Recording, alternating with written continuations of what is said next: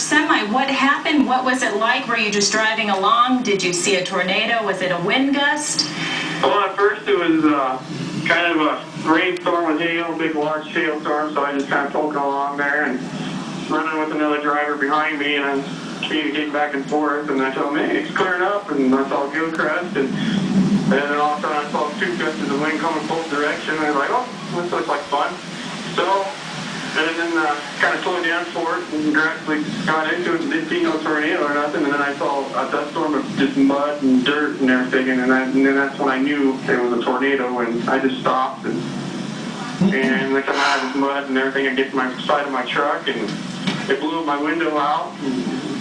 And my dog jumped in the back sleeper and I can't get her out now. And and it picked my truck up and it looks like it literally picked my truck up and moved it to the other side of this highway, sideways, and laid it on its side. Wow. So how strong would you say those winds were? I'm sure you do a lot of driving. Have you ever encountered weather conditions like this? No, this is the first. This is the first I've ever been in something like this, and it had to be at least 200-mile-an-hour winds to get this truck to go over like that. Oh my God. And you were along Highway 85, is that correct? Yes. Highway 85 near Which is like Gilcrest. 5 minutes from here. Well, Nathan, we are so Okay, and happy then to hear Gilcrest from is you, like because just a few minutes maybe ago, we 15 weren't minutes sure, from here. if you were okay, because our photographer wasn't sure where the driver of that semi was. Yeah, I was standing here the whole time trying to charm my I kept trying to coax her out. She won't come out of the truck now. Are you noticing any other overturned semis where you're at? Any other damage that you can report? No, I just see a pickup. They can't find the driver. Last time I heard, that's about it. That's all I can see. Okay. Well, Nathan, thank you so much for talking to us, and we are so glad that you're safe. Yeah, thank you. So just to update everybody at home, that was Nathan Watson, a semi-driver. He was up on Highway 85 near Gilcrest, and he did encounter a tornado. In fact, reports that a tornado did touch down, and that's coming from Weld County Sheriff's Office.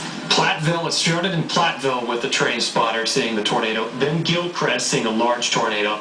Windsor now reporting seeing the tornado with a train spotter there, and the reports take that tornado right through the northeast part of Fort Collins. But you can see how the storm is moving right now if we go back to radar. It's not a very geometric looking or tightly wound storm. It's very spread out at this point. But Wellington under the gun, Tim appears to be out of the woods at this point. A little bit of the western edge of the storm is affecting Fort Collins right now, as well as LaPorte. I'm going to zoom this radar in and see whom else might be in the line of this particular storm. This is a pretty rural area once you get outside of Wellington. There really isn't a lot. There's some, obviously, truck stops up this way. Car is going to be out of the way. None. Just some lightning there. But then you start looking upstream, and you're into Wyoming, and you're in the mountainous areas, the Snowy Range, the Laramie Range is up here. This highway, I'll put a label on it, that's US Highway 287. Sometimes folks will use that as a shortcut. That way they don't have to go up into Cheyenne, they can take 287. The storm looks to be heading right up between 287 and then I-25 into Cheyenne. Let me show you where Cheyenne is so we can get our bearings.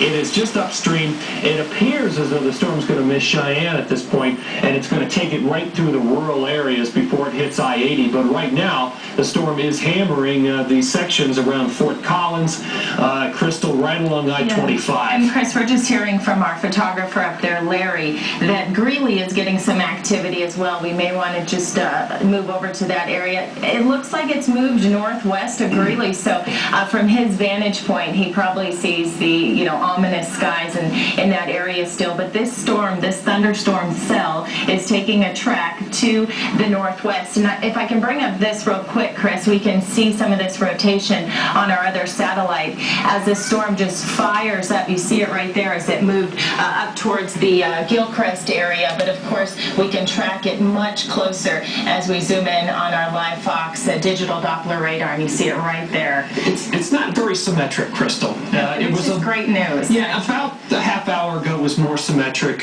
which would have meant at that point that it was a stronger And I said storm. I didn't think there was going to be a tornado. Seems to be to weaken the storm a little bit, but nonetheless, if spotters are seeing tornadoes, the storm still has enough rotation. That's right. Looked like it had probably a bow echo shape, as we would, say in meteorology. As that storm bows out, we get this rotation with strong updrafts and strong downdrafts, and we are seeing less of that at this moment, which is a good sign. But like I said, keep your guard up. This is still a very strong thunderstorm cell. This is a severe cell, meaning we're going to get large hail, damaging winds, heavy downpours. The safest place to be when we're talking about tornado warnings, definitely in a basement, somewhere low to the ground if you can seek shelter, the lowest floor in a building, for example, in a closet. You can use blankets or pillows to cover your body, and of course always stay away from windows. We talked to that semi-driver whose windows were completely blown out, and that's because of the damaging wind, with winds gusting up to 65, even 70 miles per hour. We could likely be getting reports of even stronger gusts. And I want to mention, we also have all of this on our website, myfoxcolorado.com, where we have the latest tracking abilities there. You can send your photos to us as well. We'll be sharing them throughout the day and during our newscast tonight.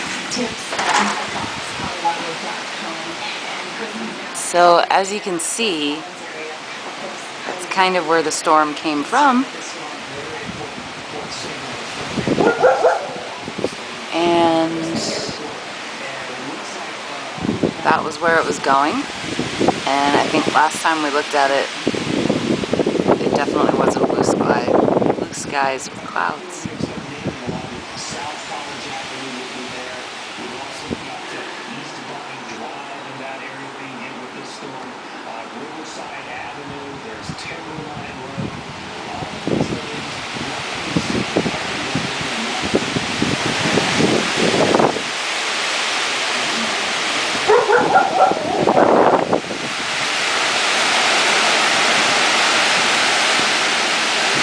And just for the record, I've never seen the main trunk of this tree move back and forth like that before. I don't know if you can see it, but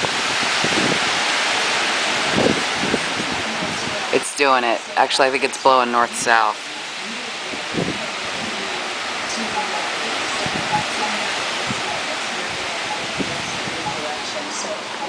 Scary stuff.